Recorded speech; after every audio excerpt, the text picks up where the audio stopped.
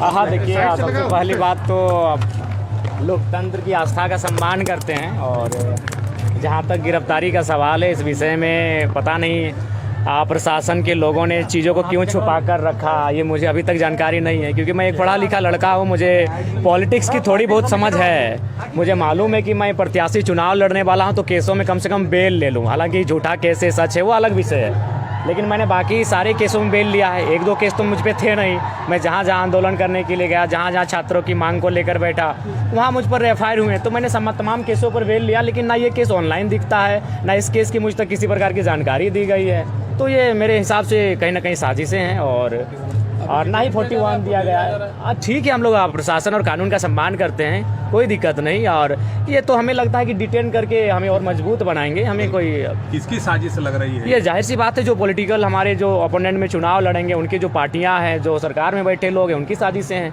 अगर ऐसी बात होती तो मैंने एक 107 का जो मुझ पर चार्ज लगा था, मैंने उसका बेल लिया, अभी 2 दिन बाद तुरंत ले लिया। तो फिर इतना गंभीर आरोप लोग बता रहे हैं तो मैं जरूर बेल लेता। बाहर बहुत मामला क्या था? हो सकता है कि मामला विधानसभा घेराव का बताया जा रहा है। जब विधानसभा घेराव स्थानीय नीति और नियोजन नीति की मांग को लेकर हम लोग कुछ किए थे, और वो शांतिपूर्ण था।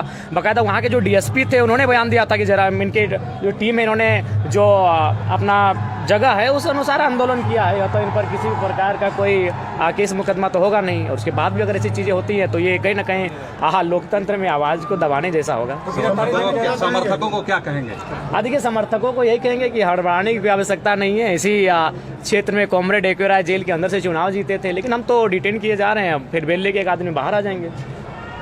नॉमिनेशन कर लिया, आगे की क्या मतलब? आगे चुनाव जीत रहे हैं। चुनाव के लिए हमारे जो संगठन के लोग हैं गांव-गांव जाएंगे और बेहतर तरीके से हमारे विचारों को प्रचार प्रसार करेंगे। बाहर में समर्थक जो है काफी उत्तेजित हैं, आपको डिटेन करने से लगता है कि माहौल नहीं, बात करेंगे, और हम चाहेंगे प्रशासन थोड़ा सा हमें अपने समर्थकों से बात करने की अनुमति दे और हमारे सभा तक कम से कम कोऑपरेट करें। सभा का अभी संबोधित करने जाएंगे आप? नहीं, हम चाहेंगे प्रशासन के, देखिए चूँकि हम डरने वाले नहीं है। मैं पहले ही प्रशासन कहना चाहूँगा, मैं भगत सिंह को आदर्श मान के निकला हूँ, मैं शहीद सुनील महतो को आदर्श मान के निकला हूँ। मैं भगोड़ा नहीं हूँ, भागने वाला नहीं हूँ। आप अगर हम पे डिटेन तो छोड़िए, अगर गोली भी चलाएंगे तो हम सीने पे खाएंगे। तो आप तो मानते हैं कि जब मामला था तो आपको पुलिस ने पहले अरेस्ट क्यों नहीं किया? वही सवाल है कि जिस दिन मैं नॉमिनेशन के लिए आया हूँ, तो ये बहुत दुर्भाग्य का विषय है। अतः मैं प्रशासन से अपील करना चाहूँगा कि मेरी जो सभा है, मुझे वहाँ संबोधन करने दिया जाए, मुझे अपनी जनता को मैसेज देने दिया जाए, ताकि वो बेहतर होगा। बाकी मुझे आप डिटेन करके ले जाएंगे, जहाँ ले जाना ले जाइए, सूली में चढ़ाना सूली में चढ़ाइए, हम डरने वालों में से नहीं है। अरे मौत तो एक दिन सबको आएगी, जिंदगी एक फानी है, जान तो एक दिन जानी है, हिम्मत तेरी जवानी है, कर डाल जो दिल में ठानी है। लेकिन मजबूत होंगे जयराम, मजबूत होंगे। देर के लिए आपको पुलिस जब अरेस्ट की तो पूरे झारखंड में क्या हुआ? देखिए, वो तो सबको जानते हैं, और हम चाहेंगे प्रशासन को कोऑपरेट किया जाए और परिस्थितियों को देखे, या फिर अगर हमें अवसर दिया जाता है 2-3 दिन बेल अप्लाई के लिए, उसको भी सोचा जाए। हमें आपत्ति नहीं है। बाकी ये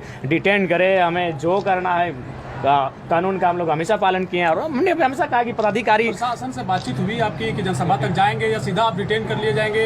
नहीं, हम प्रशासन से तो आपके मीडिया के सामने बात कर रहे हैं कि हम जनसभा तक जाएंगे, उसके बाद प्रशासन देखते हैं क्या बात। गिरफ्तारी के बाद जयराम महतो मजबूत होंगे?